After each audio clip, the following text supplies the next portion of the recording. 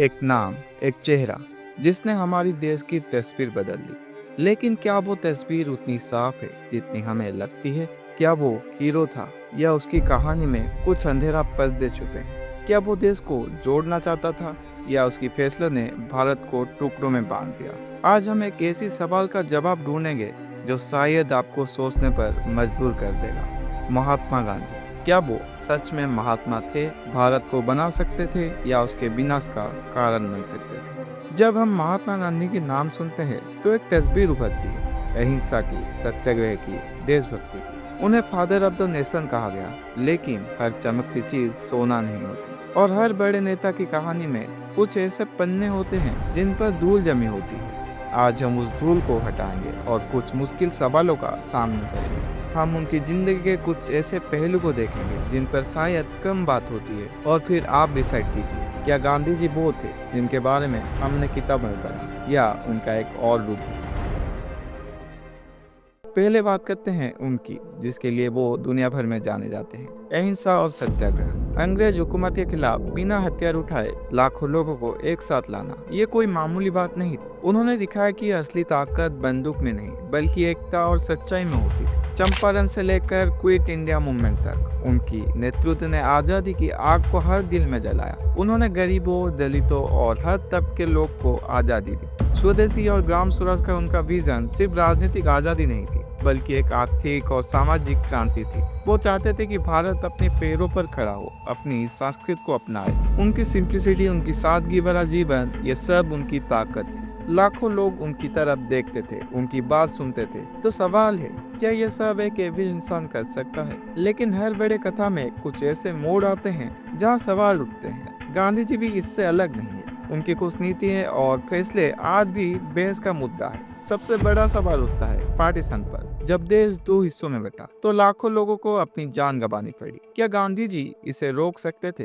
क्या उन्होंने मुस्लिम लीग की मांग को रोकने के लिए सब कुछ किया? कुछ इतिहासकार और नेता उन पर आरोप लगाते हैं कि उन्होंने पार्टीशन को रोकने के लिए उतना सख्त कदम नहीं उठाया जितना उन्हें उठाना चाहिए था। उनकी अपीसमेंट पॉलिसी को भी कई लोग गलत बताते हैं। क्या उनकी अहिंसा की फिलोसफी इस मसले पर कमजोर पड़ गई थी? एक और बहस का मुद्दा है भगत सिंह की फांसी। कई लोग मानते हैं कि गांधी जी अगर चाहते तो भगत सिंह को बचा सकते थे।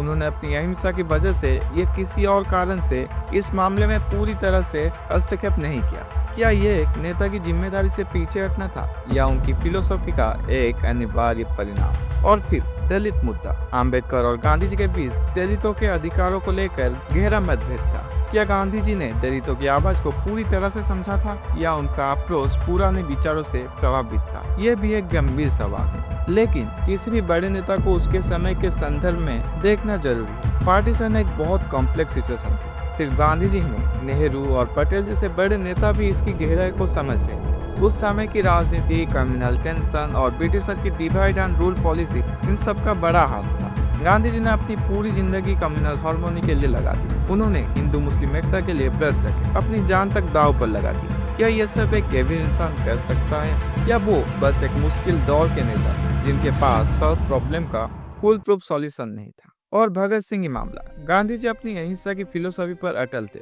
उनके लिए किसी भी तरह की हिंसा, चाहे वो आजादी के लिए हो या फिर नहीं, गलत थी। क्या ये उनकी मजबूरी थी या उनकी आइडियोलॉजी का एक अनिवार्य हिस्सा? ये एक ऐसी बहस है जिसका कोई सीधा जवाब नहीं है। अम्बेडकर के साथ मतभेद के बावजूद गांधी जी ने दलितों के उत्थान के लिए बहुत काम किया। उन्होंने हरिजन शब्द दिया और उनके लिए मंदिर प्रवेश जैसे आंदोलन चलाए। क्या उनकी अप्रोच पुराना था?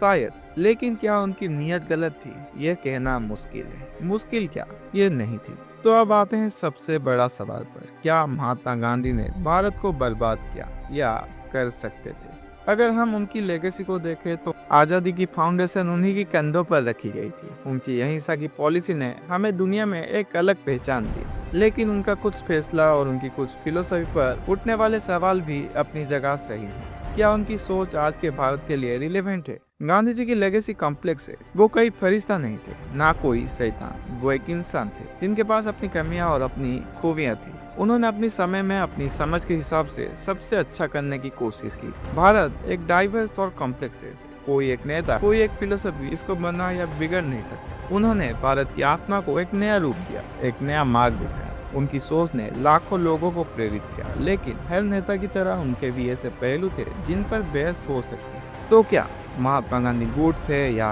एवी? क्या वो भारत को बर्बाद कर सकते थे? इसका जवाब शायद आपको अपने अंदर ही मिलेगा। उनकी कहानी सिर्फ एक व्यक्ति की कहानी नहीं, बल्कि एक देश के सफर की कहानी है। एक सफर जिसमें रोशनी भी है और अंधेरा भी, एक सफर जिसमें जीत भी है और नुकसान भी। गांधी जी के बारे में सोचने का मतलब है अपने देश को, इतिहास और भविष्य के बारे में सोचना, उनके फैसलों से सीखना, उनकी फिलोसॉफी को समझना और फिर ये तय करना कि आप उन्हें कहाँ रखते हैं, सेंट और सिनर की कैटेगरी में।